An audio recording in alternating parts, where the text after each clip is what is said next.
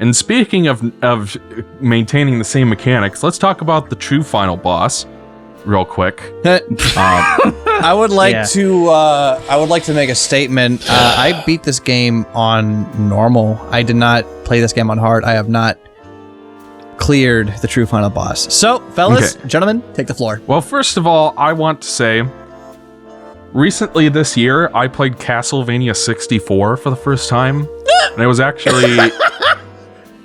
actually enjoying it. The game's not that bad, but I got to the infamous level from the AVGN review, the Castle Center, where you got to combine the Mandragora with the Nitro, and I have no idea how he got stuck, because that was easy.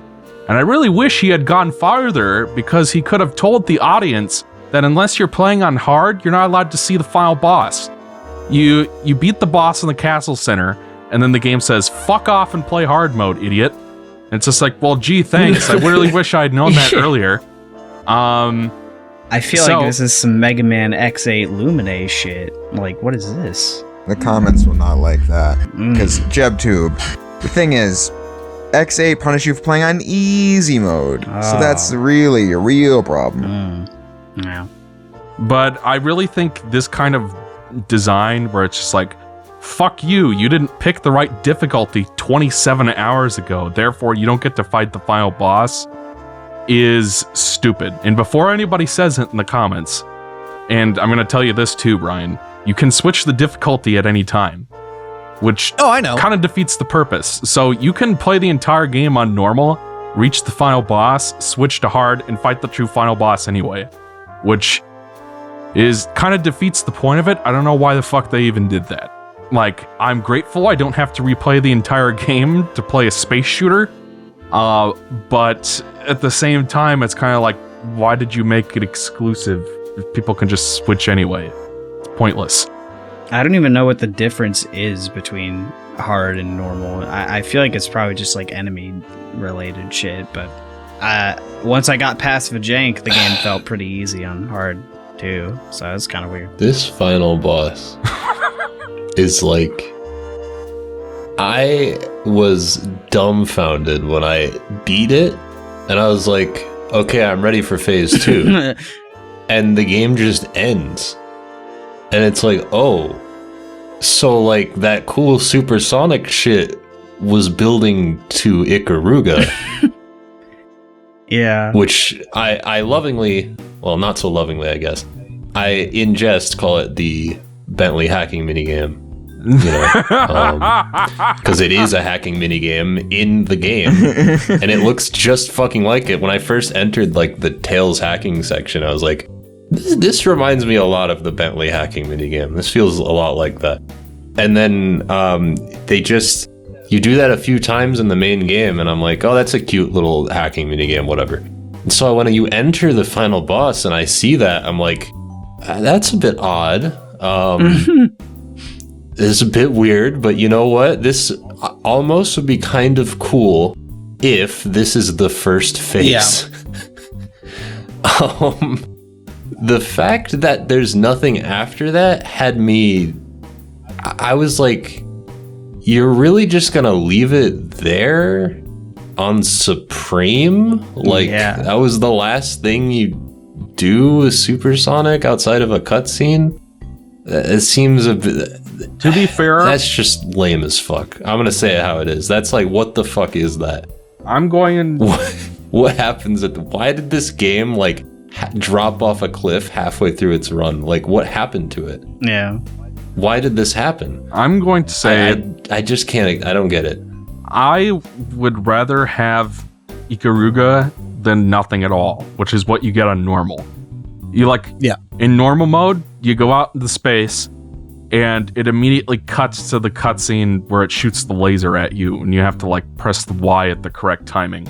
And then the game just ends, and it's just like, oh, I thought there was going to be another boss here, but then there isn't.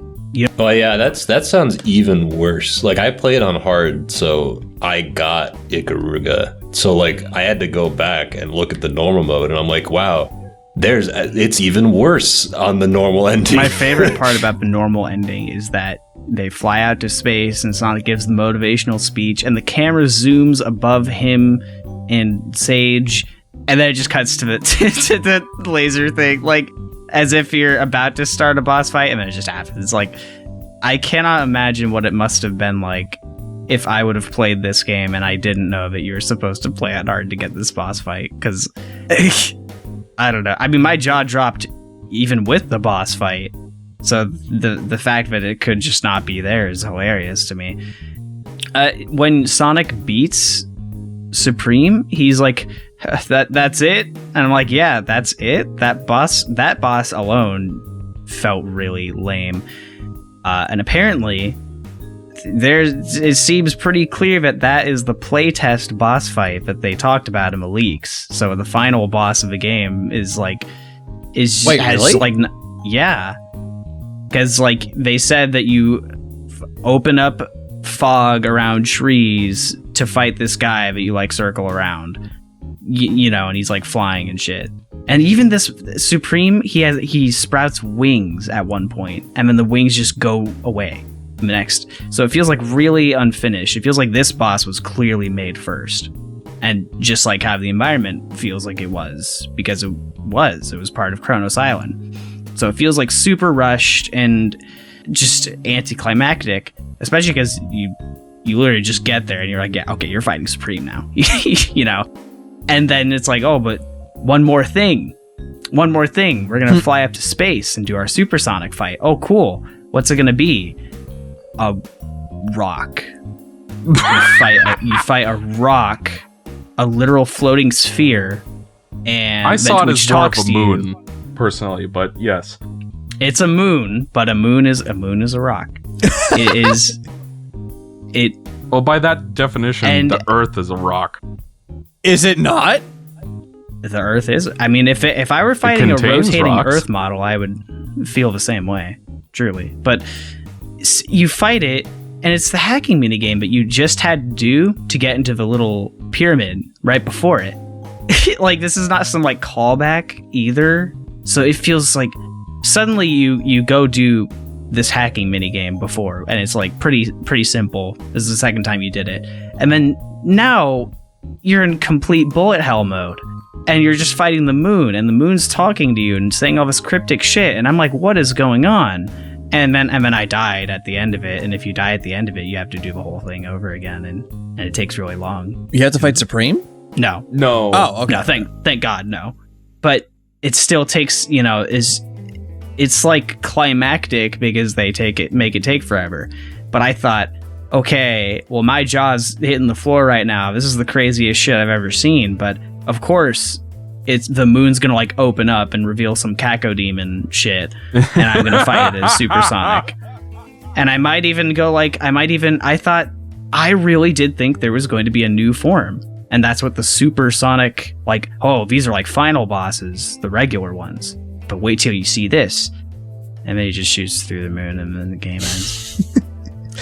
My favorite is when you fail the button prompts. He goes, whoa, whoa, whoa, whoa, whoa, and just like slams into the moon. I don't know why. I found that very amusing. I'm conditioned by double boost to think that nothing will happen if you fail. Thanks, Donkey.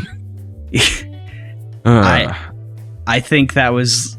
I mean, I honestly don't like the boss fight itself, but everything about the whole ending portion, I think this is easily my least favorite. In terms of gameplay, we'll stay there for now. But in terms of gameplay, I hate the final boss. I actually would rather have the Egg Nega Wisp. Oh! I really would. I would rather have that again. No! For a fourth time. It's horrid. You horrid little hedgehog! Speaking of Egg Nega Wisp. I even thought it was going to... I actually did think, like, okay, the game's clearly running out of steam. So maybe the moon's going to open up and I'll fight the Egg Nega Wisp. Right? I would have even had that. I would have even taken that. And it didn't even happen. I expected nothing, and I was still disappointed. My disappointment is immeasurable, and my day is ruined. I felt like I was playing a Little Big Planet 2 level. The moon was firing lasers, but the lasers weren't firing out of anything. It was just a particle effect coming out of nowhere. Oh. Here's what I'm gonna say. Dark Gaia was so fucking bad that nothing in this game ever fell to those low valleys. Like, Dark Gaia, are you talking about the Supersonic Dark Gaia, or are you talking about, like, the Gaia Colossus the Dark Gaia? entire thing. I hate Dark Gaia so much. And the Titan bosses kind of reminded me of him, partially because of the supersonic and flying around and stuff. Those also the have final the boss in this paraloop. game was not very good. But if the alternative is something like Dark Gaia, I'll fucking take Ikaruga. I'll take Supreme. I don't know how the alternative is Dark Gaia. Like, if the only alternative to Ikaruga is Dark Gaia. I'm just saying. I get what you're trying to say, that you prefer this over Dark Gaia, but that's like, pretty much what I'm saying. I don't know. Like, I think I would. I've seen how I would bad rather it can take get. Dark Gaia. I'd So- rather take the Time Eater. No. This is worse than an R.L. Stein book. This is Well, fucking if worse we're than really an being R.L. serious, Stein there book. might as well not even be a final boss. Wait, hang on, Yeah. Jeb. So what you're saying is that out of all of the final, all the final bosses in Sonic games, are you saying that this is the worst one? This is the worst one. This is the worst one we've ever done. We had to fit it in there somehow. I do. Wow. That's yes. what you and I said the other day. Exo, we're not supposed to be talking about that right now. Gosh, be a gentleman. You're making me blush. Goodness. I do want to mention something. There's a fucking pinball section in this game that goes on for 30 minutes. Yeah. Yes! That made me so happy. Like, Sonic walks into a room and he's like, ooh, it's a fucking pinball machine. But did it need to go That did on not for 30 make me minutes? happy per se, but That did make me laugh. I thought I mean, I don't know. Maybe it's because I only beat the game once and the pinball gave me no issues whatsoever. I think you're a very lucky individual, is what I'm Maybe. going to say. 'Cause, Maybe. that pinball felt like, I mean, pinball is always pretty bullshit, but that pinball table felt cursed. I also just Like, really like pinball. I think it's fun. I also enjoy pinball, but that pinball table, the way that it's designed, really started pissing me off. If you get in those back pockets, Yep, you're just it, fucked. like you can't shake the pinball table. There's just no out. You're done, and you have 3 lives. And what do you have to do when you lose 3 lives? Play from the beginning, and it takes forever to rack up the points if you're not lucky enough. Shit like that and the final boss taking forever just makes me feel like it's padding. Like, and I actually did not die on that pinball, but I went on Twitter and I found out that like it was the bane of everyone's existence, and I was like, holy shit, did I just get really lucky? Apparently.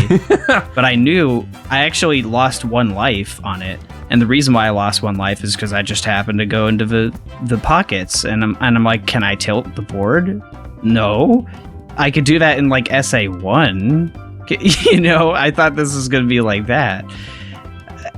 And And it's lest we forget, the pinball tables in SA1 were an alternative to a level you could play instead. True. Yes. So you were not forced to play them for 30 minutes. Like, you crank the score cap down to like a quarter of what it is, you know, and then it would probably be okay, or even a half. And then let people come back and replay it and rack up a high score if they really want to. Yeah, because you For can go back people and who play love it, can you? I don't think so. Man. And while we're on Like, this that's topic, there's also like a mirror light puzzle you have to play on Kronos Island. I fucking despise that puzzle. I had to Well, look up the it's- solution. I fucking remember hate that puzzle. King was watching me play this game, and he's like, "Prepare yourself for this." And I'm like, "What? How bad could it possibly be?" 25 minutes later, I'm like, "Well, we finally won." But then, like, every other puzzle in the game is like non-existent. Like, then on the second island, the puzzle you have to solve is like literally something you would hand to like a baby. Like, put the blue ball in the blue hole. It's true. It's fucking true. It's a crane game. Yeah. And I thought the light puzzle was kind of interesting. I'm not gonna lie. I mean, like, just as a puzzle, not so much like oh wow, lore. It's just like, oh, I like brain teasers like that. I do Sudoku. I don't. Well, My brain was teased. You were the I did first think- playtester to like Dimensional Gears. Yeah. So target audience. Dimensional Gears was fun. If you guys haven't played it, you should. I endorse it. I like my puzzles. Indubitably. This is not. Hopefully, that won't be a conflict of interest me mentioning it, but whatever. I think it is time we pretty much talked about everything at this point, and since we talked about the secret final boss, we might as well continue with spoilery stuff and talk about the story in this game. Yo, when Sage pulled out a gun and then shot Sonic in the balls, that was so cool, right, guys? Man, I was not expecting that. Whoa. I clap. I'm going to need to open my water here. How dare you? Going to need to water stay are you hydrated. drinking? I need to drink some more Kool-Aid before I talk about the story in Sonic Frontiers. Yes. What kind That's of right. grown man drinks Kool-Aid? Yeah, Wasn't that, seriously.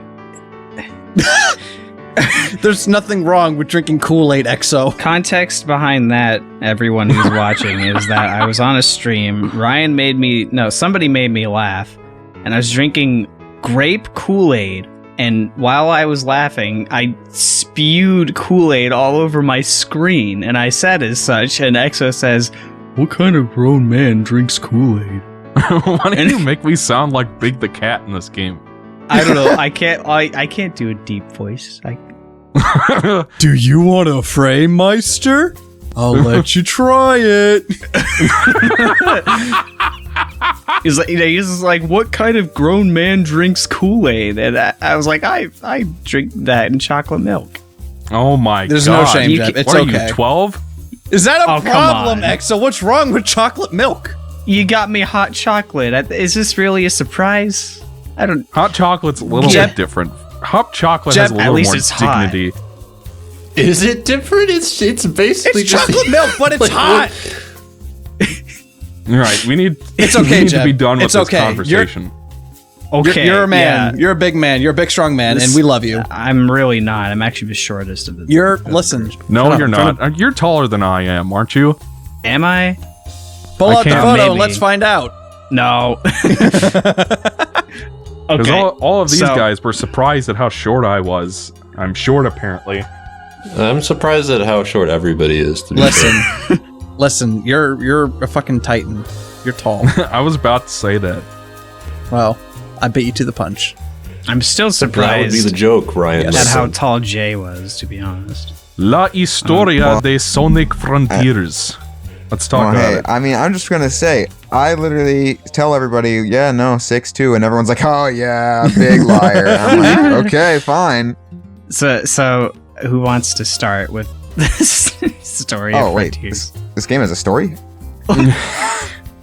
Okay, well, let's start with the voice acting, because I think all of you have criticized the voice direction of the game starting with Sonic Colors, and especially where it ended up by Forces, where you have Eggman getting really angry about Infinite mentioning a prototype Phantom Ruby for absolutely no reason.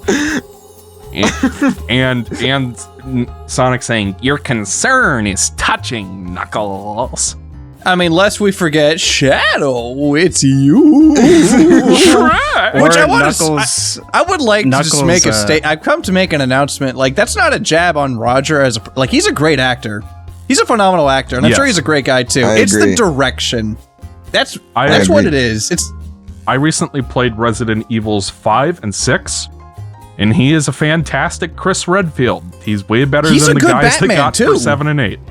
Yeah, like the man can act. no. I and think Roger's great. I got none but respect for the guy. Whoever directed him fucking sucked though. In the I don't- previous games, well, I don't think I it's don't terrible even here, think- but Yeah.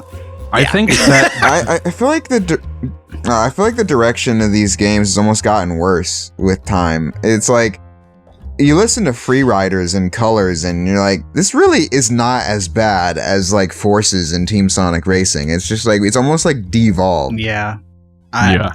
I actually think that this voice acting is some of the worst. Like, I actually think the voice direction itself is worse. I think myself. Are you kidding? I think Forces still has worse line reads I'm- than Frontiers. I'm but not kidding. still. Well, yeah, maybe Forces. Okay, so in Forces, There's like a part at the end where Avatar is talking to Knuckles, and Knuckles is like, "You're leaving? But there are people who need your help." When the line is supposed to be read, "You're leaving? There are people who need your help. Okay, I'm not gonna stop you," but Knuckles makes it sound really intense and weird. There's like stuff like that, but I feel like that is like all the time in this game because everyone's talking like unnaturally in a way. Like no one actually sounds like they even feel the emotion that's present in the cutscene. I truly believe that. Like I actually thought that the new Knuckles voice sounded okay, to be honest. I will be honest and say that I prefer whoever this gentleman was who voiced Knuckles. I prefer him to Travis Willingham. It was that. I think that was Mitchell? Dave Wittenberg, who was the original voice of Teddy in Persona 4. Good to know. They recast it. What? They recast him to Sam Riegel in Golden, I think. Persona 4 Golden. And Sam Riegel, Yeah, they did. ironically, was Zor in Lost World. The emo Zay. Yeah. Yeah. So everything's connected. The old Knuckles was Travis Willingham, aka Colonel Roy Mustang. I love Travis Also- Willingham. He's fun. Oh, he's Ace. Also a lot he's of- Portkisty Ace in One Piece. Travis Willingham. Hell yeah. I know King K would appreciate Yeah. that because he's a One Piece stan. I don't know. I thought the voice acting in this game was really not good. Like, they are trying to go for a more serious tone, and to do that, they have everybody talk a bit more like this at all times. And it's like if I were to talk to you about a serious subject matter in the real world, that is most certainly not how I would talk to you. Well, see, that's And in fact, I that's wouldn't the change thing. my I don't know, voice Jeb. at all. I wouldn't have to Well- change my entire voice to be able to. When I'm feeling serious, no, yeah, it's gonna turn out like this. It's a really important subject. Yeah, I mean, here's the Yeah, thing, I though, don't- is that, like, I feel like, I mean, when we first heard how deep Roger goes as Sonic, we were all put off by it. But then, like, after the first island, he kind of drops it. yeah, he gets like a bit Yeah. more regular later as the game goes on. And I think he sounds better when he's, like, when he's talking with Knuckles and Tails, I think he sounds a lot better. Mm-hmm. You know? Like, that's why I can't say, like, I think the voice acting is diabolical or anything. Because I think, like, some of the interactions are, like, playful enough to where it's like, oh, no, this is Sonic. He sounds like Sonic, kind of. Yeah, exactly. He sounds like Sonic, kind of. Yeah. I think. But, like, it's not, like, it's nothing as bad as, like, Sonic Forces or even Lost World to an extent, or Generations. I don't. Where it felt I don't like know. it felt like it was more like in those games they were more exaggerated, and this was just more like played straight, and I would rather it be played straight.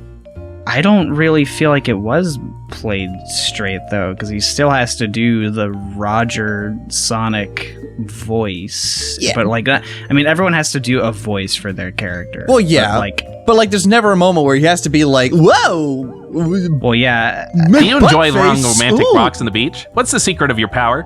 It's not literally like Shadow, it's you. Yeah. But like he'll still say things, and I laugh. You know, I don't know.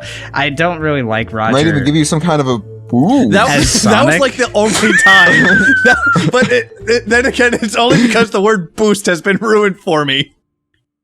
Like there's any overworld line, I hate it. It's like nails on a chalkboard. He'll just be like, I bet Omega would like this. Like it sounds like the Pizza Hut commercial. It sounds like Sonic does the Pizza Hut commercial in this game, even during his more like No. playful moments. I do think that.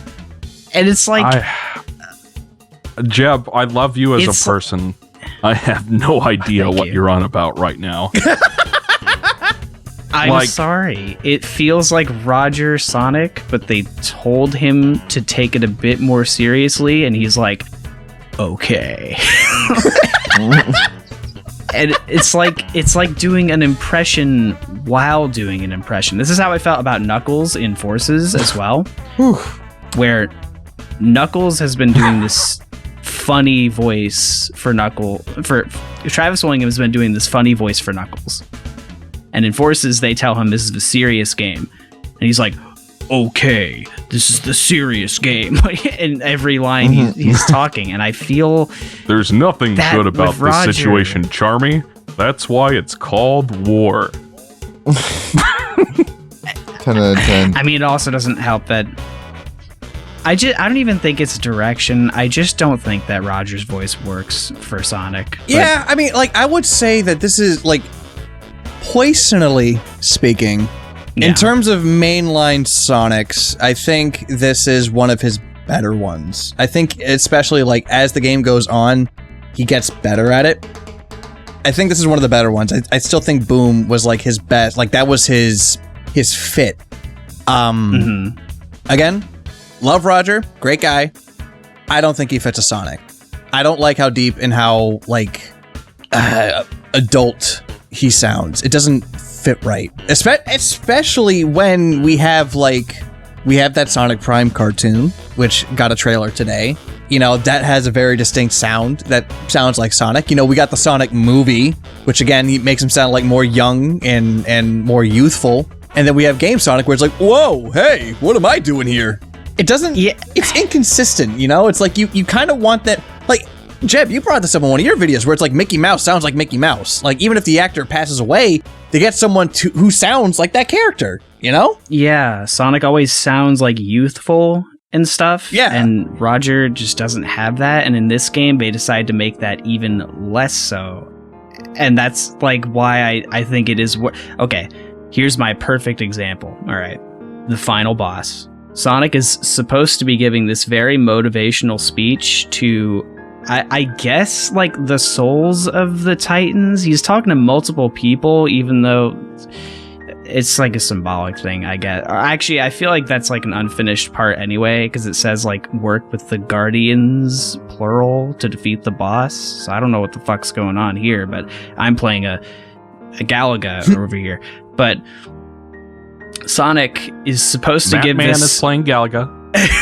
very, like, are you gonna let them take your home again? It did not sound like that, though. It does. I don't think it sounds. That line in particular, I think, is one of the worst lines in the game for some reason. Are you going to let them really do it again? They took your home. The way that he delivers that, like, personally, I am also of the belief that I just don't like Roger as Sonic in general. It's not really about direction for me at this point. I just don't really think he fits personally. But that line in particular felt like odd even for the standards of this game. It was like really weirdly delivered. Kind of threw me out of it for a second. It feels like a dude is voicing Sonic in this game. That is my opinion.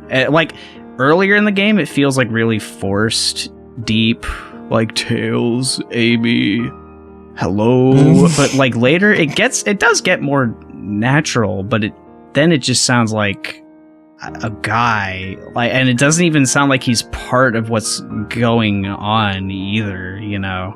And there's actually some lines that were cut where he was struggling with the cyber corruption, where they cut? I think they're cut. Because I heard, I saw somebody on Twitter post that like they got one of those. You can get them if you stand there for a long time on the fourth island. The ones about his memories. Yeah. Really? Yeah, it is technically possible to trigger, but it is so unrealistic that I'm like, it may as well not exist. And like, I heard those and I'm like, oh, I can, you know, I feel like this works and stuff. But a lot of the time in this game, if something serious is happening, I still just don't buy it with the voice that I'm hearing. You know, it just, I don't know. It's also kind of like weird, but he doesn't talk when he's supersonic in these bosses. Yeah. But then it also wouldn't work, in my opinion, anyway. So it's kind of a damned if you do, damned if you don't. I'm just at the point where I switch these games to Japanese. I'll run through and hear the English, see if I like it. But then, I played this game first on Japanese, and I do not regret it at all. Yeah, that's only me giving my thoughts on like Roger, but it kind of applies to most of the recurring characters, where I feel like they try to give a more credible performance, and it really does not work. See, I will be the odd man out and say that I very much prefer the more... And I don't think Mike Pollock did the best job with some of these reads. Some of them were pretty weird. I think this is the best vocal performance Mike Pollock has as Eggman. Or maybe not the best, but the most tolerable, anyways, that he's had in years. Because he's not screaming about hooba dooba wooba toasters or whatever. It's It's a defective model. It's not that he still has like a little bit of that gruff. I kind of got Sonic 06 vibes, and I mean that in a good way, where it's like he's very like not stoic, but like how do you like in control of his own person, if that makes any sense. I felt like Mike Pollock, Eggman, I should say. Eggman in this game sounded to me like Twitter takeovers. No. Yes. No, what the fuck? Well, like, he's being serious, but it's, like, in a very lax fashion. Like, he's not this sophisticated... Okay, in 06 and Shadow, Mike Pollock sounds like a sophisticated scientist with a temper, right? I think so. In this game, he just sounds bored. It doesn't even sound like he's meant to be the bad guy, which I guess he's not a villain in this game. He doesn't really do much of anything in this game that's bad other than coming here. But I don't buy any line that he's even saying. Especially, like, you'll hear the egg memos, and these it doesn't even sound like an Eggman voice. It kind of just sounds like Mike Pollock is just talking into a microphone.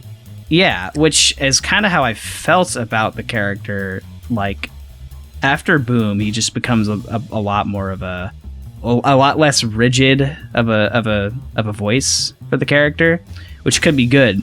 But then it takes away that credibility. So you said, okay, I swear I don't mean to come off as a YouTube commenter. Yes. But you said that he sounded bored. I do. Fairness, I'm willing to give the benefit of the doubt, say maybe that was part of the point, because this guy was stuck in cyberspace with literally nothing to do.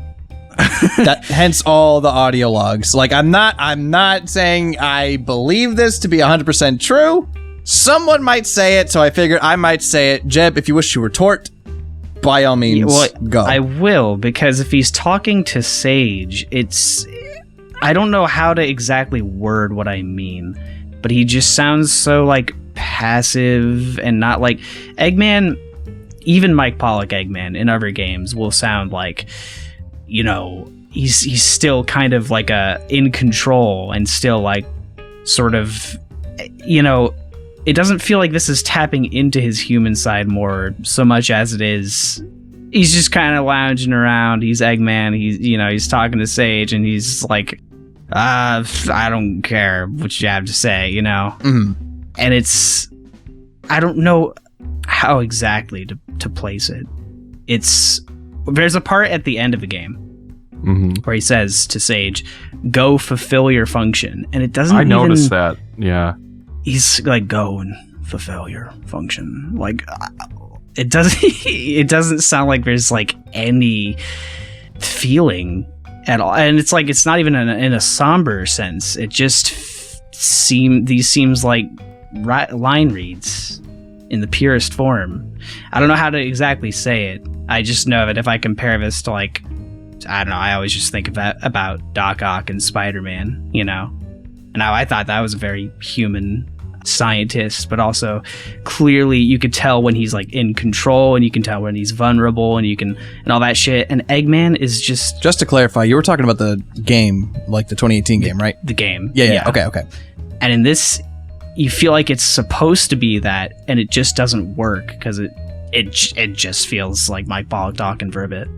So, Jeb, I while I do disagree with you in general on your opinion on the voice acting in this game, I will agree. I did notice everything you're mentioning about Mike Pollock, or rather his performance as Eggman in this particular game. And part of it is also the characterization, which I can talk about later, and how I'm sure there's not really a lot he can do if I feel he's portrayed differently than normal, right? It's just kind of how it feels. So, here's the thing.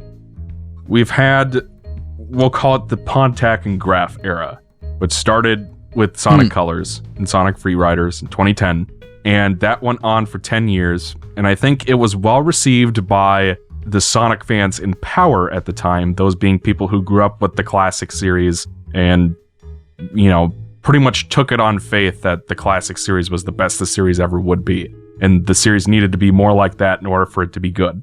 And people who hated the Dark Age storytelling and the 4Kids actors.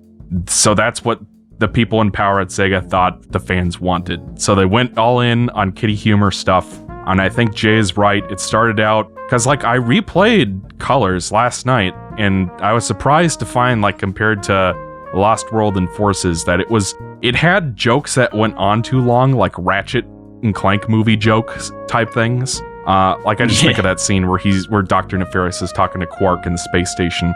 But it's like in Colors, Roger was a little bit more down to earth in that. He didn't go too deep. He didn't sound nearly as nasally as he does in the Pizza Hut commercial.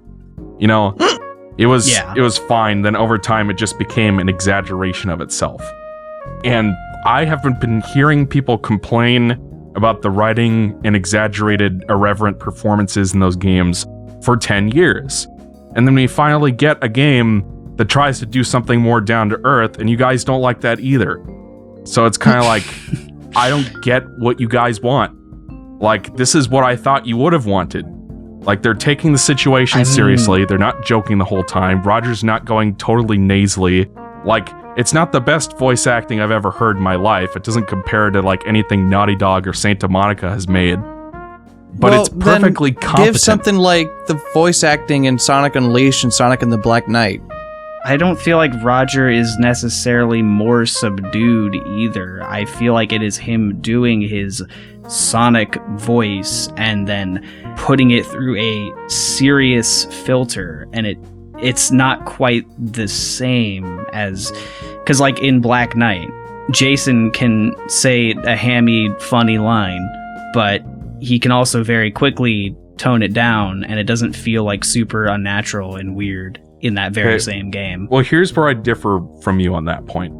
Jason is easily my least favorite voice actor to ever play the character. Oh, hell.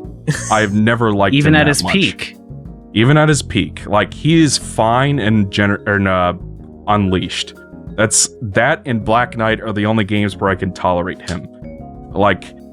To me, he sounds like every voice performance he gives, and I'm sure he's a lovely man, but even in TMNT, where he's playing Miyamoto Usagi, it just sounds like he's voice acting for Barney, where every line is over-enunciated and over-emphasized. And he that's just also a 4Kids cannot thing. navigate that. Yes. That's a I feel that's that also about- why after Sonic stopped being a 4Kids thing, especially after Sonic 06, even to some extent there is a little bit of that in Secret Rings. But even in Secret Rings, you start to hear that he is getting better, and then he just gets better from that point. He gets better I thought over that time. By Black Knight, he was out of that. I don't know. Yeah, no, I did. I mean, I thought he was serviceable in Black Knight and Unleashed. He did the best he could, but I will gladly take Roger's serious take from this game over anything Jason's ever done. I mean, I would rather have this than anything from I prefer what he does here than what he did in Sonic Colors. Yes. Hand to God, I do. But I think it's the sound of his voice that just does not mesh well with the character.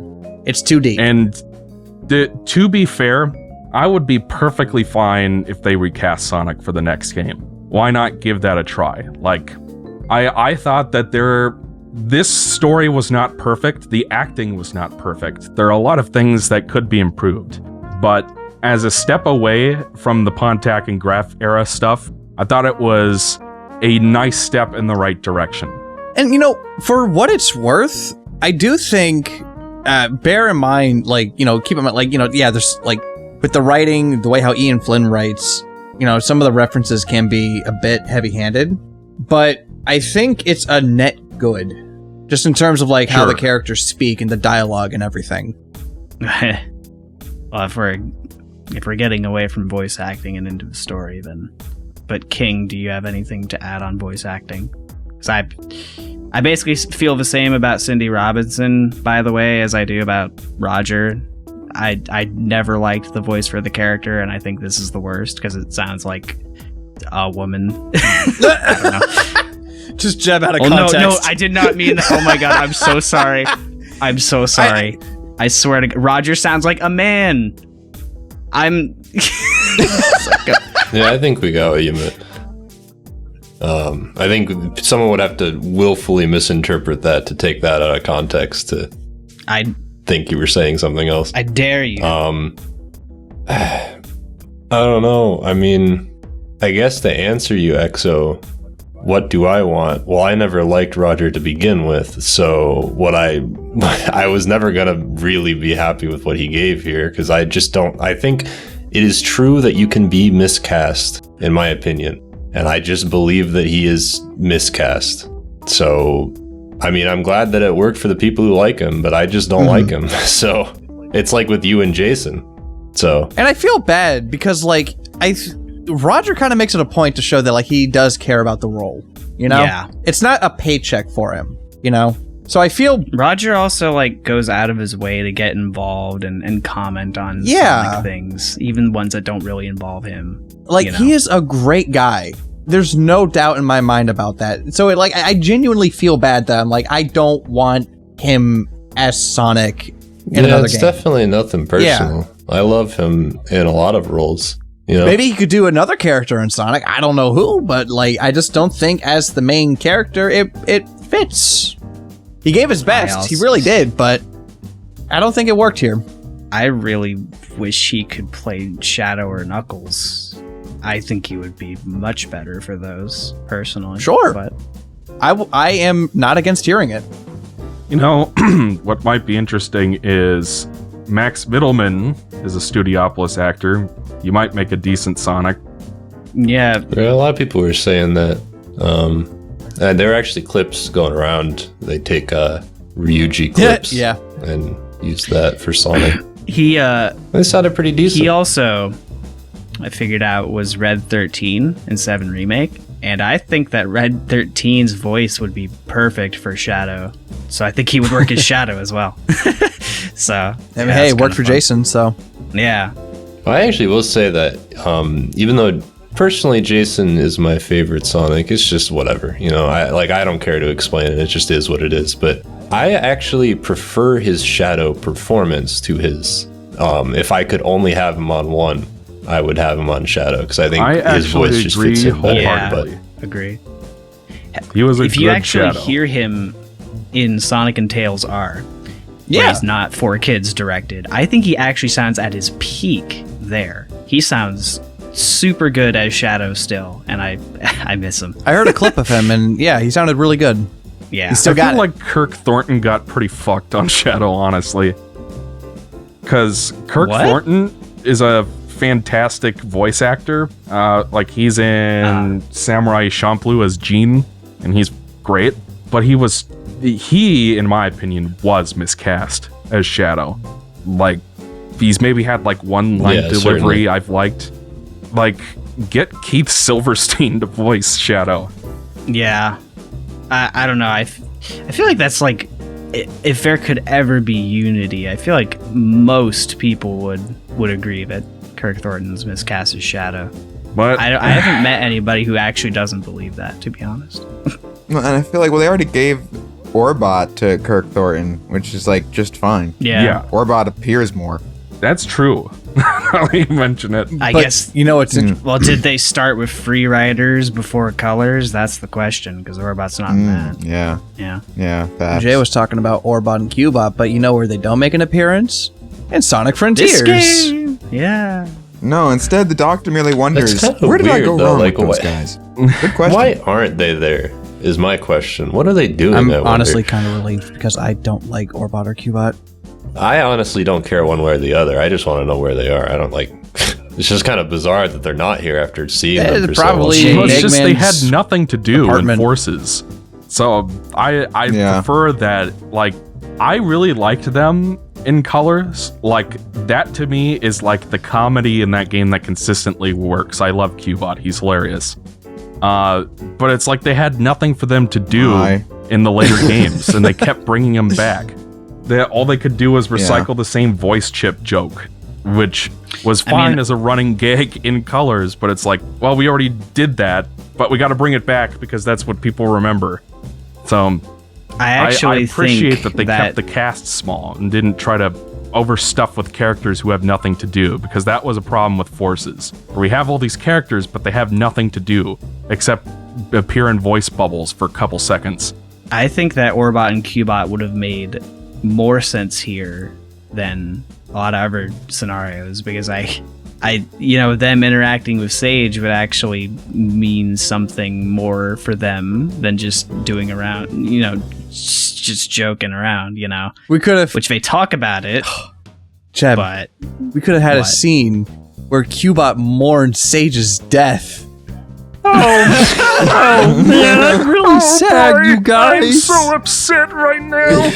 well, also something I thought about while watching the cut. I guess we're going into the story a bit more, but like Sage mentions like, oh, Orbot and Cubot, those are like my brothers, and Orbot and Cubot refer to Metal Sonic as Big Bro in Rise of the Wisps, which I thought like, oh, there's this cute little Eggman robot family. I would sure like to see that with Sage, and we might. Well, you know, Later. I guess that's something that they can elaborate on in like another game where it's like, because I'm not gonna lie, like with Sage now being a thing, I kind of want to have a game with Eggman where he has Orbot, Cubot, Sage, and Metal Sonic, and I would love to see that Yeah. dynamic.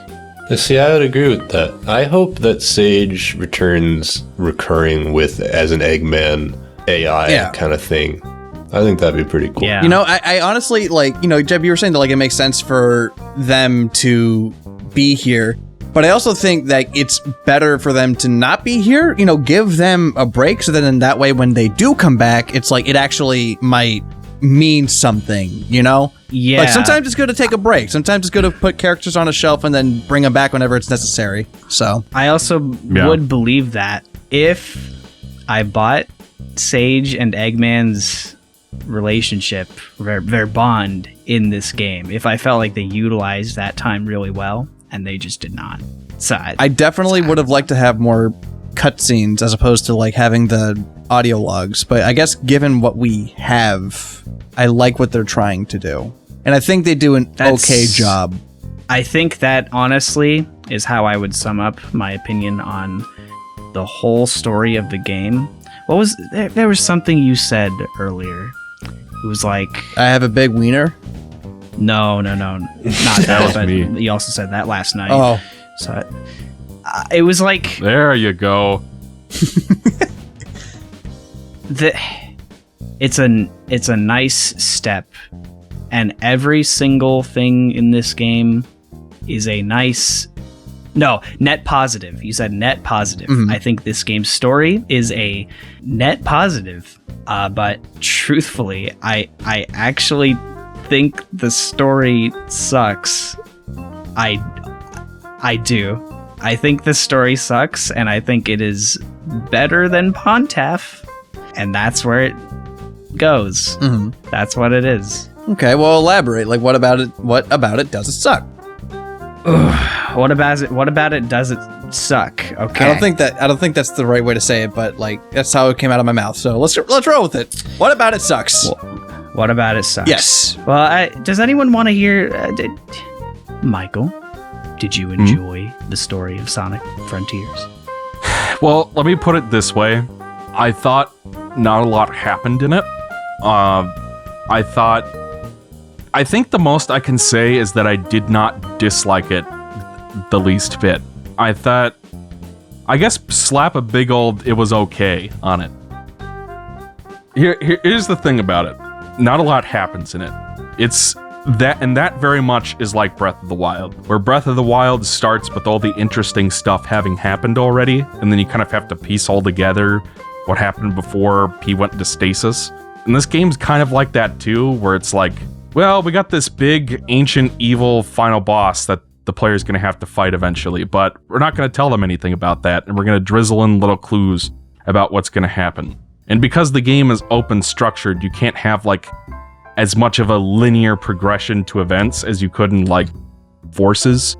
As Forces was pretty well structured in terms of like hitting narrative beats when it needs to and having the story take twists and turns. It wasn't great, but it was a competently structured story. Whereas this game is kind of like, well, I gotta rescue my friends, so I'm gonna run around this thing and spend tokens on little cutscenes, some of which have interesting things to say and others that don't. I thought the idea of the ancients being chaoses was so bizarre and out of left field that I kind of liked it. The fact that they were aliens was also kind of neat. It's not like this is the first time aliens have been in Sonic, so...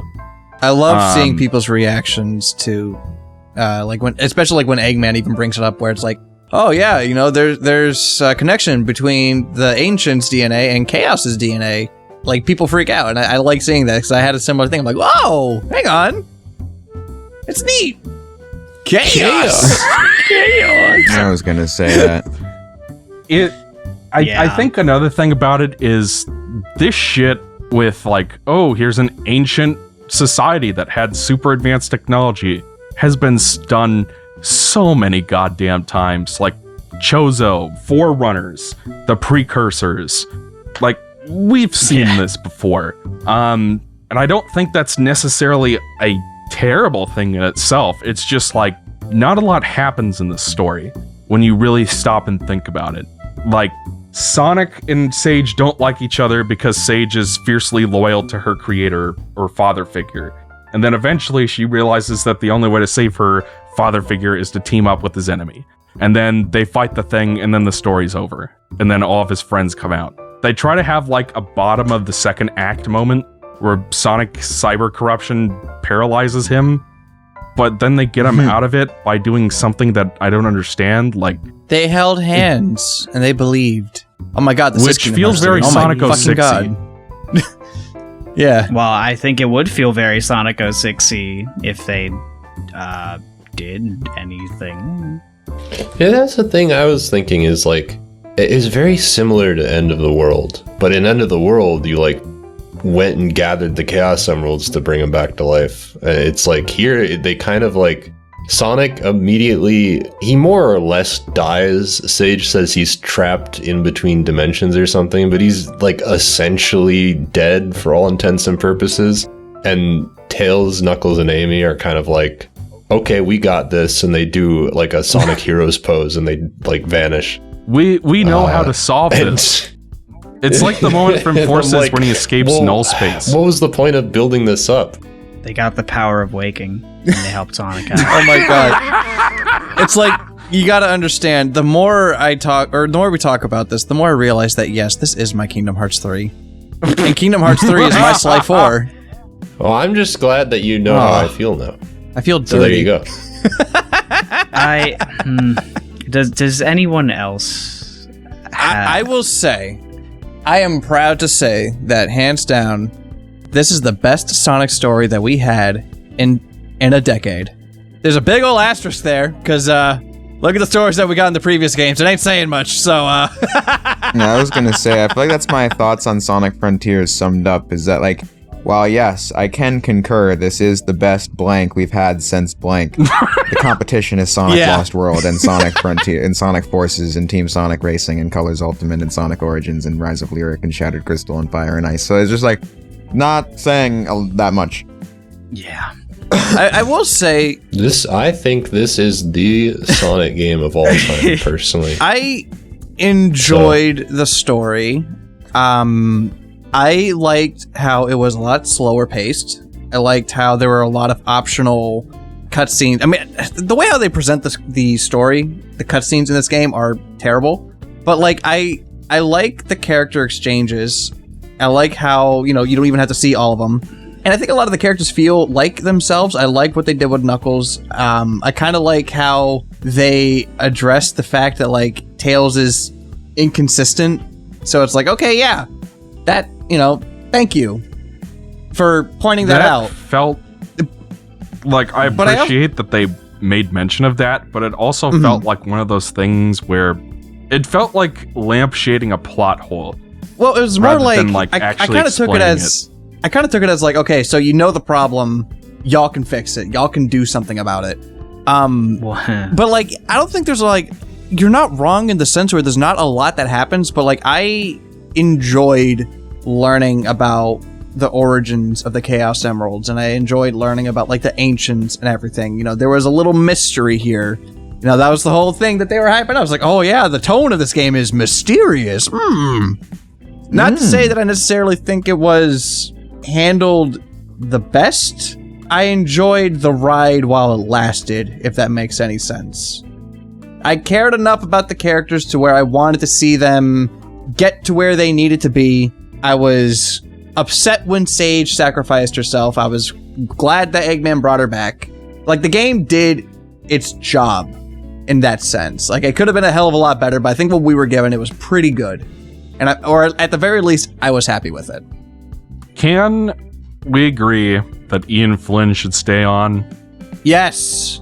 100%. Yes, please. I think he just needs to tone down with the Family Guy cutaway gags, but like, aside from that, yes, please keep him on board.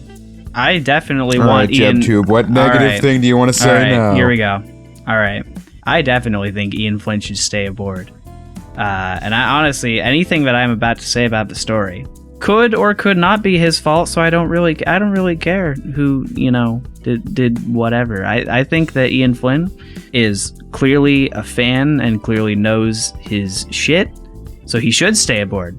I can't really think of anyone more qualified, but Ken Penders. Yeah, we're not gonna get into that. But I think that some changes need to happen, even beyond the Family Guy cutaways. I do not think this story is good, and a lot of it feels like it's, because it's rushed, or because they cut crucial pieces that probably were there, maybe, I think. But then part of it also just is exactly how they are writing it, on a guided level that I think is misguided in a way. All right, so here we go. So, game starts.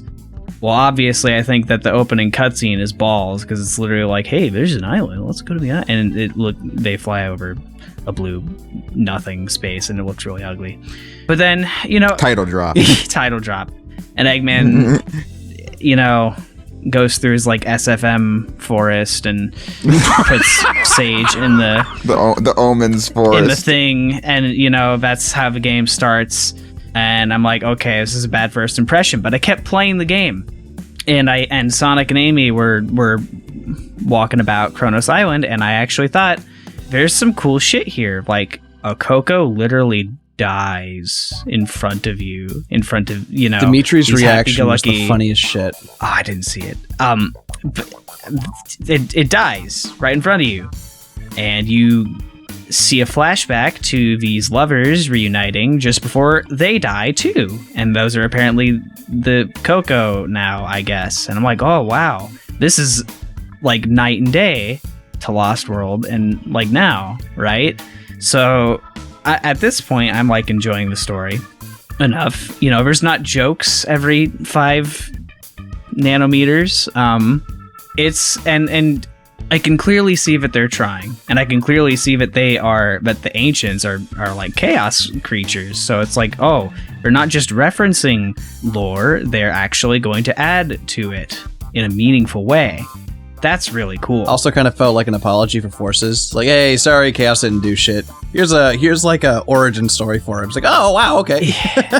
Yeah, so the game continues, and there's this mystery aspect, but I notice something that I really don't like. Well, first of all, it's like, Amy, Knuckles, and Tails are trapped in cyberspace, so they can't really do a whole lot. And really, I don't think that there's anything that could have been done about that. That's just the game they wanted to make on a higher up level. That's fine, but once again, it just means that they can't really do a whole lot other than talk. And Amy says, in recollection of what happened here with the Coco, she's like, I want to spread my love to the world and not, just to wherever I'm going now. They don't really like to explicitly mention her infatuation with Sonic because they're clearly trying to go away from that, which I don't really like because I think that just makes her a boring character who doesn't really have anything, truly. But that's neither here nor there. So, they say that. Amy says that. I'm going to go spread love to the world. I don't know what that means because she hasn't done anything at all. So I don't know what that exactly entails, but she's going to do that. Cool. We move on to the next island. And Sonic and Knuckles are broing out, and they're like actually rivals again, and it's really cool actually. And it feels like really jarring, but in like a really awesome way. Like I can't believe it. I feel like I haven't seen this in ages. And then they just keep doing it. In every like cutscene they're in, they have to really layer it on thick that these two, all those rascals, they're rivals, Sonic and Knuckles, yeah. And this becomes like a recurring theme where it feels like the characters in this game are commentaries on the characters and how they have been or how they're meant to be. They have to like really tell you that this is Knuckles, the guardian of the Master Emerald. And well, yeah, they also even have like, there's this really great cutscene where Sonic and Knuckles are talking. And Sonic's like, live a little, and it's kind of ruined by the game's animation, but still, I thought it was a really profound moment where Knuckles genuinely reflects on being alone. Sorry, what's that, Exo? Speaking of the cutscenes, and I have a feeling what you're referring to, the ones where they just stand and lip sync, I was half expecting Knuckles to bring up the fact that he's in the Union and doesn't have to do anything. Is that a Ratchet and Clank joke? Yes. Yeah, There's this game called Ratchet and Clank Quest for Booty, where one of the 3 locations in the entire game has this guy who will constantly reference the fact that he's in the Union, so he doesn't have to do anything. Yeah. And frequently. And all of the 90% of the cutscenes in Quest for Booty are just people standing and blankly expositing to camera. And that was most of the non-story progressing cutscenes in Frontiers looked like that. But I even think the story progressing ones look gross, and the characters just are so stiff and don't animate in a way that makes them remotely likable or believable. It's just... Well, let me ask you one question, because I agree with you. Yes. Would you prefer what we got in this game, or the speech bubbles from Forces?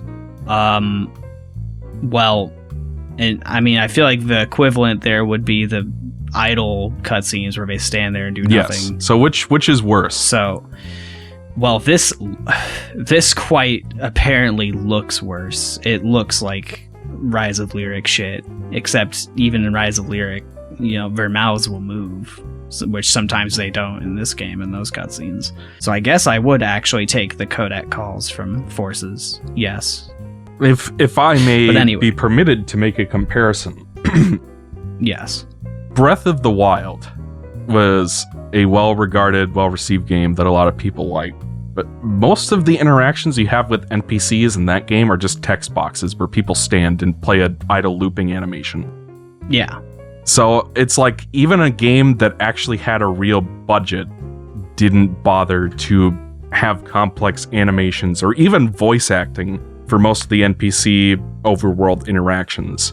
It's honestly, I expected that. Like, I expected there to be cutscenes where the characters they're just talking, you know, they're not really, like, not even cutscenes. I just expected you to be able to walk up to people like you can in Breath of the Wild. But these are like, hey, Sage, can you tell me about the history of the ancients? Oh, sure, let me do that for you, Sonic. Like, you know, it's like a bit different than walking up to some NPC. They feel like these are like supposed to be the characters reflecting on shit. I guess it feels kind of like Heart to Hearts in Xenoblade, which in that sense is cool, but Xenoblade has a million main story cutscenes, some of which are pretty well animated, but not all of them, of course. And I don't think any story cutscene in this game is well animated, except for the one where you first fight Giganto. There's some cool shit going on there. Yeah.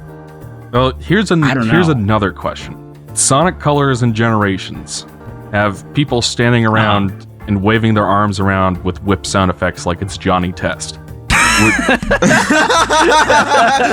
There's no one else here, so I must be talking to you. And it's like, just like Johnny Test. Would you prefer that or what was in this game? I think Lost World had better cutscene animation than Forces and Frontiers for the most part. Yes.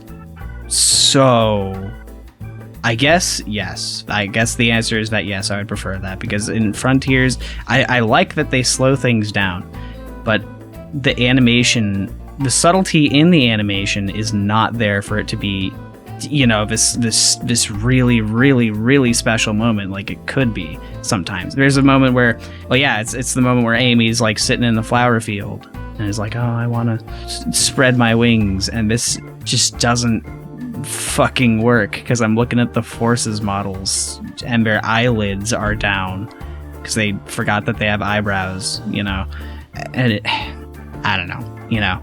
So it's like, I mean, those aren't great either, the prior games, but I feel like in this game the animation is like there's that cutscene where you're supersonic and you're coming down and Amy comes waddling over like a penguin. Yeah. And she's like not even on the ground, and it's like, what is this? Or how they like ran out of budget or whatever when they got to Chaos Island, and so Sonic and Tails witness a JPEG flashback instead of a normal flashback. No. See, Jeff, this is where you don't understand. Is that like that the reason why that was a 2D image was because Chaos Island is a 2D island. You know, it's being consistent. Oh, okay. Oh, you thought I was being serious for a second. I was going to debate that shit. No, Ryan, I thought you were going to say that you directed the scene yourself. So there is presentation just doesn't really work, IMO. But then again, I feel like the characters feel like commentaries, but the game doesn't actually improve on what's wrong. Actually, it tells you like, oh, well, Knuckles has been stranded on his island and is really alone and stuff. And so in the future, next adventure, Knuckles is going to fix that and maybe live a little. Cool. Except Knuckles hasn't been guarding the Master Emerald in any of these games since like actually have Rivals 2. I don't know. I have a question, and I can't believe I never thought about this before. You know, we see the origins of the Chaos Emeralds in this game, like, you know, where they come from and everything. Where does the Master Emerald fit into all this? Yeah, they do actually explain it. It's Do in they? one What do of they say? It's in the fourth island when you're climbing the towers. I want to say there's a scene with like an older Chaos, or I'm calling them Chaoses, but an older ancient. He's like the elder, and he's teaching the little kids about how the world works. And they mentioned that they came to Earth specifically following the signal from the Master Emerald. Okay. And that I must have missed that. If things go south with the end, their plan was, we'll take the Chaos Emeralds to the other big one that drew us here. So that's explaining how the Chaos Emeralds got to the Master Emerald Shrine on Angel Island, and potentially why Chaos was there. Gotcha. But where did the Master Emerald itself come from? Why was it on Earth? and Well, not the Chaos Emeralds. is that something we necessarily needed to have explained for the story to work? No, but well, okay, I'll get to that because that's another thing. So I felt really cool about they're opening up this mystery about the ancients. I can't wait to learn more. What do we learn? They and the Chaos Emeralds come from space, and they were wiped out by the end. And yeah, that's it. They don't really go much deeper than that. If they do, it's in egg memos, which say that I guess Chow are like ancients that were mutated by the Master Emerald, maybe. Even though I don't know how that works, because Chaos is a mutated Chow by the Master Emerald, so they like reverse evolve. The Coco, the Coco, yes. And the ancients. Are you still thinking about that Coco, Amy? Are you still thinking about the Coco, Amy? The Coco are said in, I don't remember if it's optional or if it's mandatory, but just this Sage interaction. Sage is like, oh, by the way, the Coco are like, they were lucky charms or something to the ancients before, and I guess maybe they are the spirits of the ancients now. Cool. Well, like that's it. I thought there was going to be like we imprinted our data into the Coco. Like there's a reason that we're going around and grabbing the Coco and shit, but they're just kind of just here. I thought, like, you know, it's just the mystery that they're leading up to is nothing. It literally. Well, that's the thing about like, what is Zap? Yeah. What is that symbol? People on Twitter theorize that it means rebirth because the Coco die and go into it. And when Sage appears on the computer in the post-credits, that symbol appears. But the game didn't tell me that. Yeah, well, I wonder what that is supposed to even mean. Yeah. Or like I guess for me, it's like, I'm all for like, I don't necessarily need everything to be explained in this game. Like, I don't really care that much, but like, a lot of the time it feels kind of like, this is interesting, but some of this stuff feels a little like undercooked and not well explored. I think it feels, honestly, everything about this story to me feels like the most surface level. You did explain the origins of the Chaos Emeralds. You did do that. You did have mystery. Eggman does have a daughter, right? Eggman has a daughter. That is a thing. There is a humanizing element there, but there is no exploration of that idea. Yeah, for me, the closest it gets for me is that I was like, okay, how does the game utilize this in its narrative? And I'm like, the closest it gets for me is the idea that Sonic and his friends use these Chaos Emeralds, which were relics of the ancients, which according to, I think there was like a conversation where Knuckles was talking about how these emerald shrines were like power sources in a way that like used the emerald's power paired with the information that they had like farms and shit, and they like clearly had a lot of respect for nature, because I think Amy was talking about how like in Forces the lands that Eggman ravaged were like looked the same or something like that. So there's like basically there are implications that these were like a peace-loving race that were wiped out by the end, and that they were not able to. It kind of sucks. This sounds really similar to Breath of the Wild, but it's like the ancients were not able to finish this task. They were only able to imprison the end.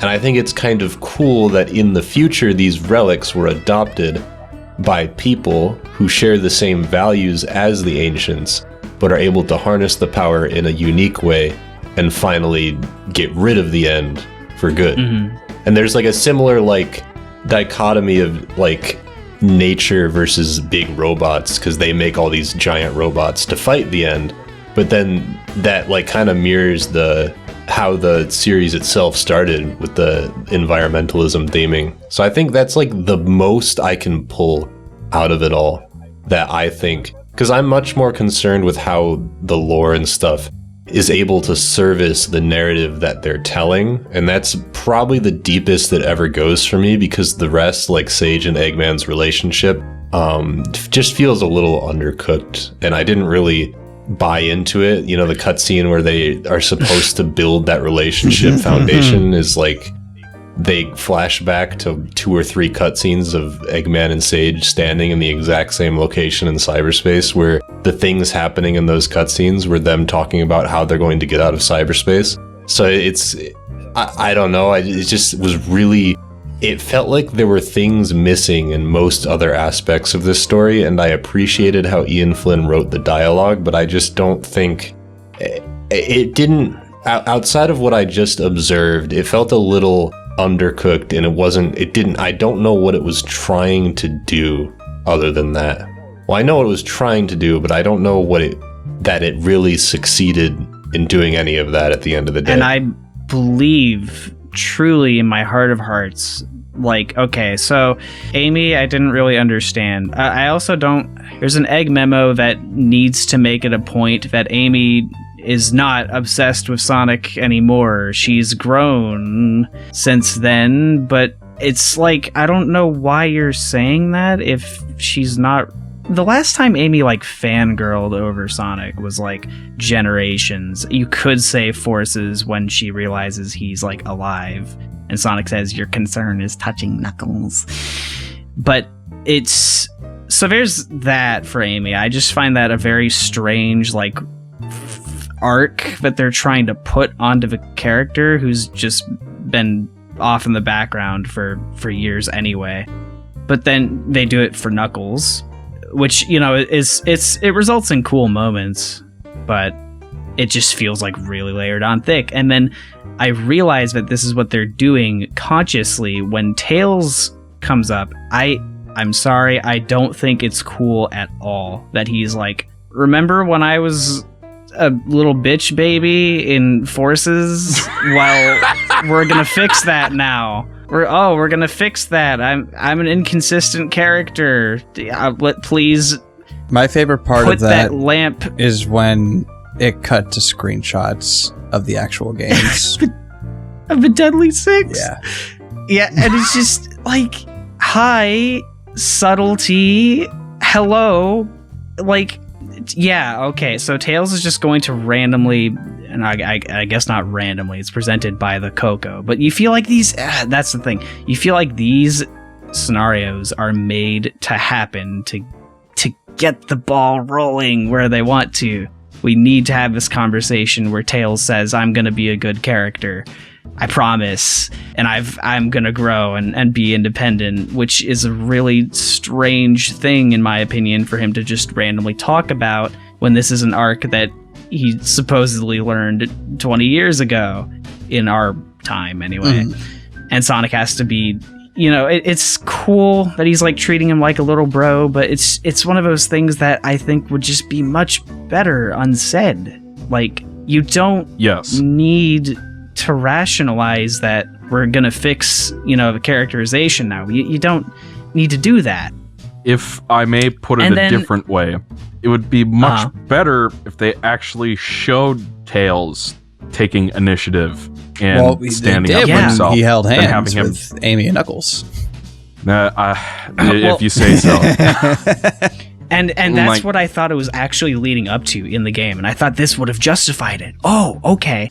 They're gonna get to the part where Sonic is cyber corrupted, and I this is wishful thinking, but I truly thought that this is like the biggest, because everyone's saying on Twitter, this is so hype, and I thought, this must be the biggest surprise ever. I just went through that shitty 4th island, but they're gonna join together, and then like for a level, I'm gonna play as Tails and Knuckles and Amy and maybe even Eggman or Sage, and we're gonna do shit, and they don't. But they keep saying how cool it is next time. They even say it in the mid-credits scene. They must, make the audience remember. All right, Tails is going to go on his own adventure. All right, Amy's going to spread love because her character is love.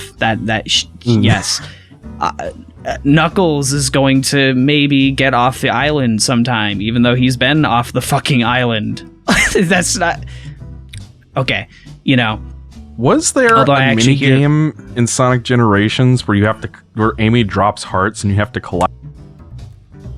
Where she drops hearts? Because for some reason, when you said spread love, I thought of that. Wasn't that like Rouge? Rouge had the heart bombs. The tit game. I don't remember. I don't remember for Amy. I remember she has the Pico. You know what, though?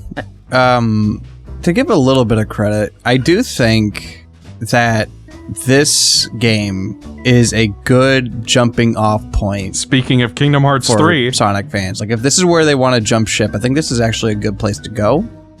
And I know that sounds kind of weird, but like the way how the game ends, it's like, okay, well, no, I'm not. There's no fucking mystery box bullshit, cliffhanger bullshit nonsense. But like this dichotomy is so interesting to me. I say this because like you learn the origins of the Chaos Emeralds for one. So it's like, okay, well now I know what they do. Cool. But then also like the end of this game, it has the characters going their own way. It's like I kind of got the impression that like they're all going to like split off, Exactly. And the way how like my brain in Kingdom Hearts 3 where Kairi goes to sleep for like a year after that, after nothing happened with her and she was useless. Yeah. Well, no, yeah, exactly. Yeah, like all the characters. Exactly. Well, here's the thing: is I'm not saying that the story was satisfying or anything like that. I'm just saying, like, hey, this could be a. But you just said it was nothing like KH2. Listen, shut up! I'm wildly inconsistent. I'm like Tails, but it's like the characters going their own way. It's like, well, you can close the book. It's like, King, you were saying that, like, you're not really invested in Sonic after this. It's like, well, yeah, that's not necessarily saying that like that's the point, but like I this would be a good place to like stop. Then it's like there's not like a weird cliffhanger ending. There's just the characters kind of go off on their own way, and then that's done. It's over. Just like the Avatar at the end of Forces. Yeah, there's not a scene where Sonic is like, oh yeah, guys, we're gonna go our own separate ways. Oh, by the way, I'm fading out of existence. Bye. Done like that. There's no black box. I mean, yeah. Shadow's not like, I hope you like long stories, Sonic. Yeah, except Sage gets revived. Yeah, Sage gets revived at the end, and I would also argue that you could apply this to every Sonic game because we haven't had a cliffhanger since Heroes. Yeah, I wouldn't really classify Sage coming back as like a cliffhanger, though. It's more just like, oh, don't worry, she's okay. Well, yeah, but like, I don't know. The game feels like a promise for more, but and you could, say that that's a net positive, but if I don't enjoy what is currently happening, I don't know how much of a positive that is. I don't like the commentary on each of Sonic's friends, but I also don't like what they're doing with Sonic and Eggman themselves either, because Sonic is this good guy, right? He's just so nice and willing, and he'll stop Knuckles. Okay, he'll stop Knuckles from attacking Sage, because she could be a good guy, I guess, but just prior, when Sage is there with... Yeah, she was trying to kill Sonic with Giganto, who is most definitely lethal. And in that very same cutscene where she tries to do that, she's like, okay, leave. And he's like, no. And then he just goes and attacks Giganto and doesn't even listen to her anyway. And doesn't, like, try to talk to her. He just is like, sorry, I'm going to destroy this giant robot who is also supposedly here for defense. So it seems like counterproductive. But the game, nonetheless, is like, has this whole Sage and Sonic thing. And then there's the other problem with the story where it just feels like the same thing over and over and over and over again. Sage needs to constantly say, I do not approve of Sonic, but golly gee, is he such a good guy. The story needs to constantly tell you that the ancients were wiped out by a thing. They were wiped out by a thing, and they just do this. And they even get to the final island, and Sonic's like, I've been wondering what all these weapons are. Now I know. They're because they got wiped out by a thing. Yeah, they were. I don't get it. There's like not even a dynamic between Sonic and Sage. Just like how I don't think there's a dynamic between Sage and Eggman, which, you know, everyone's pointed out how there's not a lot of cutscenes there, but even the cutscenes that they do have are just they're so boring. And Eggman also is just really funny-ish in this game. He has to like note to self, don't tell anybody that I think that this tech is better than mine or whatever. It's this very like ironic. They write in a reason. They literally do this. This is like something that is actually in the game, where Sage tells Eggman, why not work with Sonic? You did it before in the prior games. And they literally do this just so that he can say, yeah, well, I'm going to change my character now. I'm going to change it so that I can be like Dr. Doofenshmirtz about it and be all butthurt and do the whole welcome to the Eggman Empire thing. Even though before I would just team up with Sonic anyway, because I'll fucking survive, you know? It feels like the game... I thought the answer he gave to that question was satisfactory, where it was like, there was literally no other option in terms of like the arc in Neo Metal of getting out of that situation. And I do think, honestly, that him being trapped in cyberspace probably does qualify as one of those instances. But in terms of why don't I literally do this all the time, I thought him being too prideful and only doing it out of desperation makes sense. I mean, I think it makes sense, but like they have to just say it so like loud. Eggman has to tell Sage, all right, here's another thing. In SA2, I'm trying not to make this like SA2 so good, but this game's not. But in SA2, when Eggman fucking kills Sonic, he's like, farewell, Sonic, my admirable adversary. And it felt very cool and very earned. And it's like, oh my God. In the end, he kind of respects him.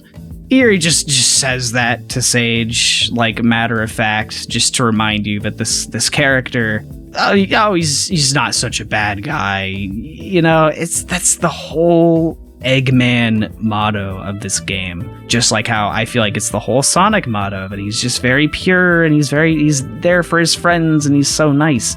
But then, despite that, when Sage fucking dies, the first thing Sonic says, first thing he does is he smiles on his way down to Earth. But then the first thing he says is, that was fun. It was for Chinese, basically. I understood that reference. Like, what? And I just think, as we take that AI there, slap it in that Titan there, and throw it at that giant moon there. Nothing exactly feels earned here. Eggman has this father-daughter relationship with Sage, but it fundamentally does not work because it relies on the idea that Eggman somehow made an AI into a girl. He never thought he could do that before. I mean, he like the memos treat it like he doesn't know what a child is. Okay. What happened was he created Sage just to control, in an effort to control the machinery on the islands, because he said he likened them to a CPU, like they're a processor, and he wanted to control it for himself. So he created Sage specifically for that purpose. When she interacted with cyberspace and the systems inside of the islands, that's when she manifested a physical form. He did not intend for it to work that way. That was a surprise. Yeah, that's not the point. I don't think that's what Jeb was saying. Yeah. Well, I think what was meant there was that in an audio log, Eggman suddenly starts talking about, like, why haven't I created something like this before?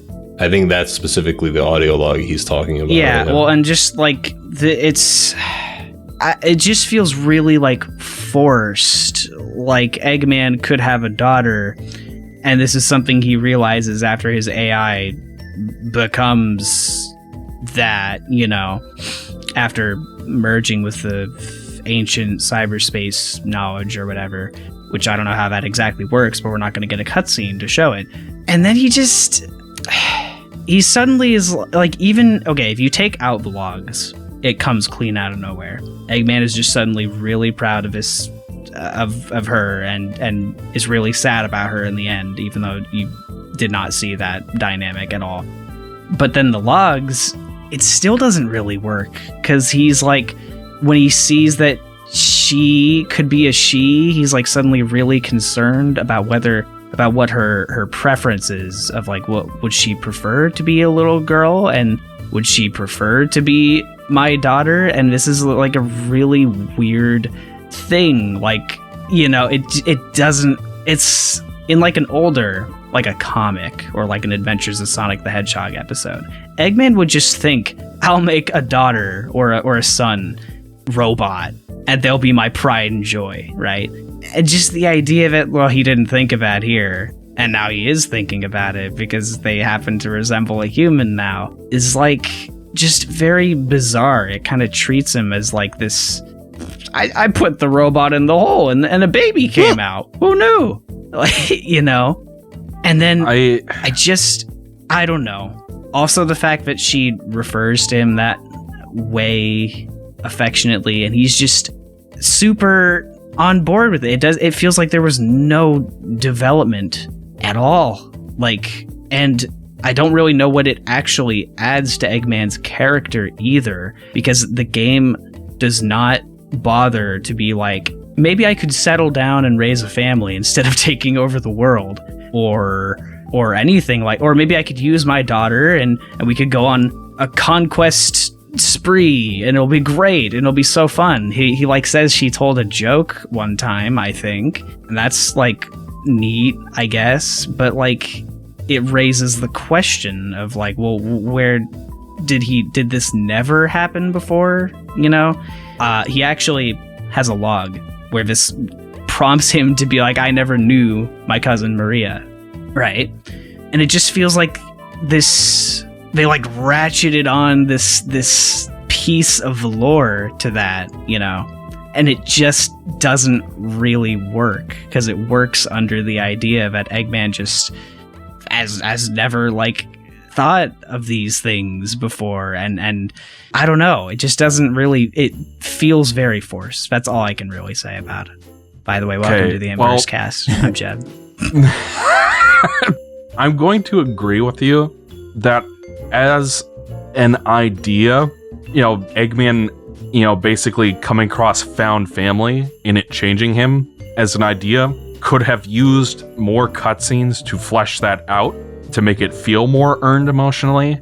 I don't really understand what you're talking about regarding because like the way I saw it is, you're saying if Eggman wanted a child, why didn't he just build one before? Is that the gist of it? Well, not quite if he wanted it, but like, he'll have like logs of like, I can create life, you know, which of course, I don't know, it makes it feel like this really artificial and not serious thing, despite the fact that it is supposed to be like a serious thing, where like, yeah, after 50 years or however old he is, he never once thought of this possibility remotely, which I guess, you know, can be kind of believable in a way, but like, it doesn't feel like it came from like a natural place either, is, you know, kind of, I guess, where I stand on it. Like, I just, when he, for example, at the end of a game is like, you know, they have that final shot with Eggman. I always think of this. They have that final shot where he like mourns her death and shit. And that would be really impactful if it were like she's been fighting to get his approval like the whole fucking game, or something like that.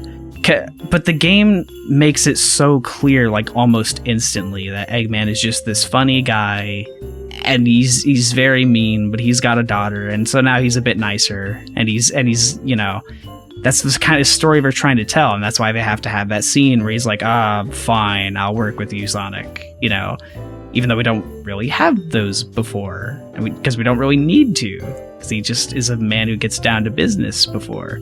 I feel like that's not here. I feel like it's not even fun. It just feels like they randomly put a thing on the character and it's there, I don't know. Okay, there's no real way for me to word it other than that. I am trying to hear you out. I'm not trying to just be an asshole or anything. Yeah, no problem. But it's like I really don't understand what you're getting at. Like, the way I read it was Eggman was focused on his world domination plans in his rivalry with Sonic and trying to gain more power through various means, whether it be the Chaos Emeralds, the Master Emerald, the Phantom Ruby, whatever. And he happened upon a new one and by accident created something that he built a bond with. And it just never occurred to him that a family was something he even wanted until he had one. And that... Right. And in terms of what that adds to his character, like, I think it's the most they've ever done to humanize him as a person. Because usually they either treat him as a joke or they play him totally straight as an evil guy. Like, I guess he sort of had a respect for his grandfather, but that was kind of the most depth they ever gave him as a person. Usually he was a mustache twirling villain, which was part of the charm. I like the idea that he actually shows some love and admiration for someone besides himself. And I like the idea that he was actually saddened by losing that and worked hard to recover that. Like, I think that's the crux of it, is that I also like that idea. Yeah. I just don't think it was executed particularly well, in my opinion. But I agree that I like that I also idea. think the humanizing aspect would work because I think that this game still does treat him as a joke, but he's a joke with a heart, like, it doesn't... I mean, just like Dr. Doofenshmirtz. The reason... Yes. I feel like Gerald Robotnik working to kind of humanize him a bit worked really well, because Eggman was a fucking diabolical mastermind in that game, which I guess he doesn't have to be super, like, involved or cunning in this game, but, like, the fact that the game just constantly has him make excuses and be kind of a child, and that's what they focus on first. I think the way I would put it is Eggman does not feel like a villain with a comic side, and he hasn't for a while. He feels like a comedic dimwit who just happens to be the villain, and that's still true here, but now he has a daughter, and that's meant to have depth, but it doesn't, because we don't actually talk about the greater implications of what that means. It's just, oops, I created a baby. End of story. And then he's suddenly like, he revives her at the end of a game, and it's meant to be this big deal, but it seems kind of creepy that Eggman's just like, yes, my child, you're here. Like, and it's not meant to be. I don't really see it as creepy at all. It seems like really, well, not creepy like that, but just super intense emotion,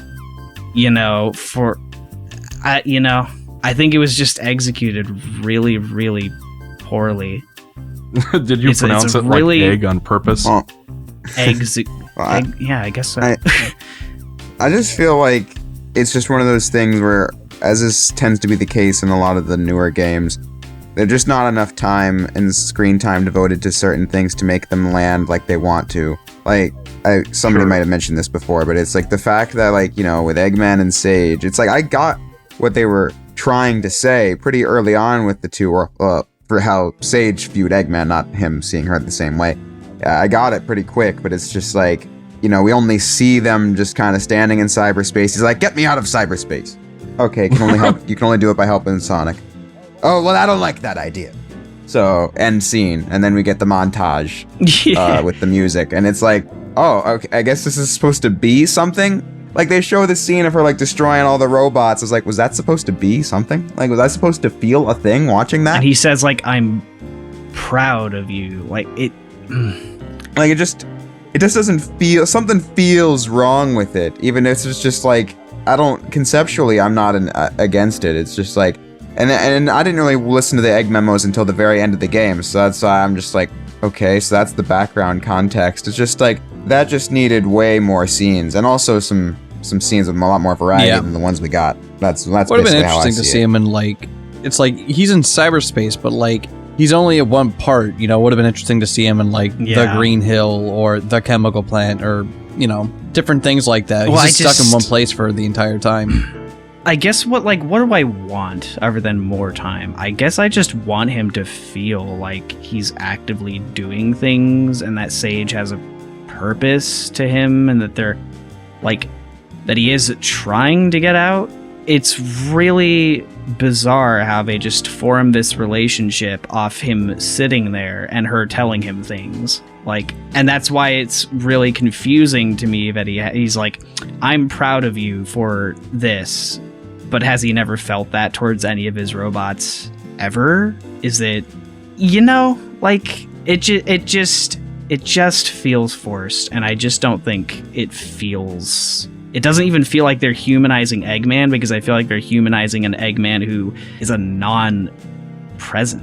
It's like supposed to mean something at the end where he's like, yeah, I got the last Chaos Emerald, Sonic, because you're stupid. But that was just the fucking norm before. That's like, why is this like some hoo-hoo, I like the little thing where it's like, oh, he was too slow. I'm like, a little wit. It's a little moment. Do we have anything else we want to discuss about the story, or is it time to wrap up? I'm good. I mean, I've said my piece. Like, I don't think it's like amazing, but it's serviceable. It's better than what we've had in the past several years. So It's okay. It's That's like my view on the whole game. it's boring. It is the Sonic game of all time. That is what I believe. Yeah. Oh, and also, the Family Guy cutaways are like a serious problem, even in the story. Like, fucking, this waterfall reminds me of the Mystic Ruins, as opposed to every other waterfall I've ever seen in the world. Yes. I don't know. I think they kind of remind me more of Palm Tree Panic, but maybe top 3, Emerald Hill. I'm sorry to, I just wanted to say that I guess, like, what it's trying to do, I see, but I honestly don't, as far as most of the characters, I don't really even agree with anyway. It feels like they're not trying to do much at all other than tell you that Sonic stories are going to be good now, and not proving any of that whatsoever. Other than there are cool little moments, but I can only say that they're moments. I'm sorry. Yeah, that's my rant. I'm really sorry. You gotta get it out of your system. I understand.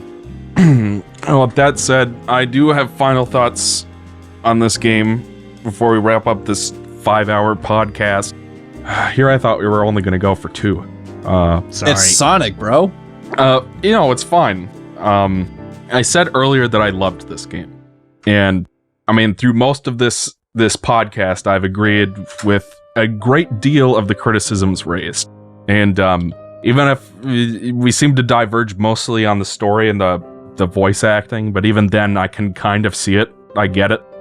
Sonic Frontiers is the type of game where everything you've heard about it, positive or negative or even neutral, it's all true. All of it. Where it is the type of game, and I compare it to Super Mario Sunshine for a reason. Super Mario Sunshine is a game where if you are the target audience and you can appreciate the lesser sung aspects of it, you will absolutely love it, as I do. What's you used this to describe Sonic Heroes before, where it's like it's more than the sum of its parts. Is that correct? Or somebody said that? Like, something to that effect. I know what you're trying to say. Where there are 2 ways you can look at games criticism. You can look at it from a CinemaSins perspective, where you pick apart everything that's wrong with it, and good is the absence of bad. Or you can look at it from, what does this game make me feel? And what is the engagement I get out of it? And not to say that you guys are all doing the former. I'm sure you guys are very sincere and earnest about feeling that the game is mid or boring or okay. I see that. I understand it. Where I am is, while I was playing the open zone and running around and collecting memory tokens, I was just having a fantastic time. And it's like, yes, I know that the story is kind of boring and not a lot of value really happens until like the last hour. Yes, I know that the bosses are suck and kind of they're either too hard or too easy because of the crappy balancing. Yes, I know that the cyberspace levels as boost type gameplay have some clear shortcomings compared to previous entry. Like I understand and see all of these flaws, but I could say the same thing about Super Mario Sunshine. The story in that game sucks. The bosses are repeated and most of them aren't very good. You know, there are sections in that game that are flat out terrible, like the Poison River, depending on how you put it. But I don't play Sunshine because I like those sections. I play it because I like the sandbox gameplay, searching for blue coins and trying to do everything fast. And that's kind of the same deal for Frontiers, where the appeal for me is the open zone and trying to figure out how to get through all the little platforming sections and collect all the trinkets. That's the fun of it for me. I would call the open zone stuff a 9 out of 10 and the overall game a 7 out of 10. But 90% of what I'm doing in the game is the open zone. And that to me comes out to a net positive. So that's where I stand on things. And I'm harsh on this game too. I mean, less so than others, but like, it's because like I want it to be the best it can be, you know? And it's like sometimes like when you love something or you love someone, sometimes you just got to be brutally honest because you know it could be better, you know? And there's no shame. Like, and so like, this is specifically going out to like the angry little like fanboys who are like, Jim, gee, you don't like the. It's like, shut up. Just shut up. Like, like they're at the very least making an effort to like make it, you know, the best game that it could be, you know, or it's like they're pointing out the problems because they want the series to be better. You know? Yeah. I want to just say also that, like, the reason why the story actually... I really just thought it'd just be like, going into this game, I thought it was just going to be a nothing story with some references. And I guess that's kind of how it is, but I also feel like there's more to it than that, because I truly did, in the first few hours, like, feel good things. And I really thought this time that it was trying something, and I guess it is, but whatever that was is buried either under Breath of the Wild like mandates or just a lack of commitment for one reason or another. And that's the same for the gameplay too, actually. Just everything. I really did try. I even 100% did the game, which is not something I would do if I truly just... I'm going to come here to hate on this piece of shit. No, you know, Jeb, I think you wanted to hate this game. You wanted to see it fail. Because you like playing bad games. Truthfully, I'm going to say this, though. I would rather see it fail than see it be mid. I would, if I know that I'm not going to love the game, I guess I would rather it blow balls so that we could go up.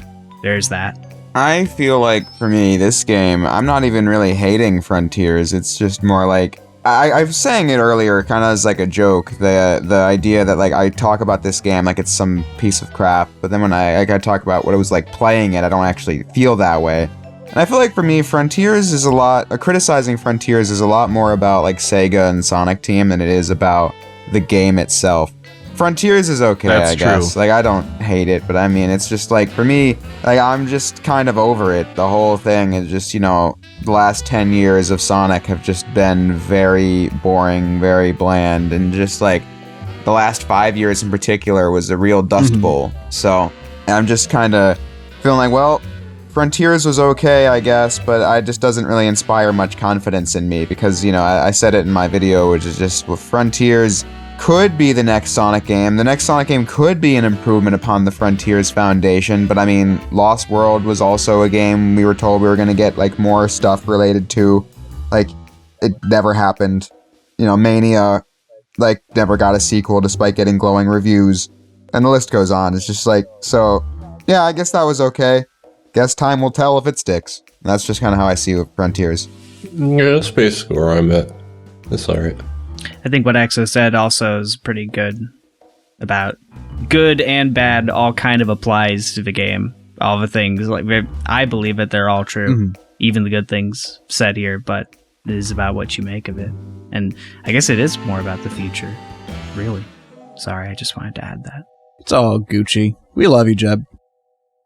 All right. Well, that was a 5-hour mega podcast on a game that I thought we would only need 2 hours to cover. I have no idea how we're going to release this. One big figure part. it out. One I'm in big for part. some One editing. big One big part. Well, we got to be careful because there are spoilers in here, and we don't. I would be mad if I got spoiled. Well, we can I put a didn't want spoiler, to. like, Anybody who gets to the spoiler, Yeah, I they'll don't know. That's quite telegraphed, I we think. can put it like on the titles, like, hey, spoilers. Or even timestamps. Yeah. We'll figure it out. But anyways, folks, if you actually watched all the way to the end of this thing, then thank you. We'd like to do more podcasts in the future. We kind of stopped because, well, there was difficulty finding the right topics, I guess, that all 4 of us had wanted to talk about. Playthroughs are fun, too. Yeah, and we'll keep up with those as well. I'd like to do a Glover playthrough on this channel at some point. The best game of all time. But anyways, thank you all for watching, and thank you to our special guests, Mr. J and Mr. Jeb, for joining us today. Where can people find you? On my YouTube channel, J of J's Reviews. That's not actually the name of it, but that's just how I call myself, so I said that. You can find me on JebTube. My name is Jeb. JebTube. YouTube. Yeah. Just whatever you do, don't look up Jeb Hub. Yeah. Yeah. Oh, I forgot. Yeah, no, this episode is going on Pornhub. I did forget that. So, that was like 5.5 hours ago, so. This was the last that I've ever Hey, This look, was the longest I've ever lasted, just so y'all know, so. It wasn't a 4-on-1. Yeah, though. no, it was... It was this pleasant surprise. What, There's without some masturbating? No, you know what? Never mind. Just wrap up the pot. I don't know what you're talking about. Make There's like some a blasting. dick and wrap it up. Whoa. It's a condom joke, man. Oh.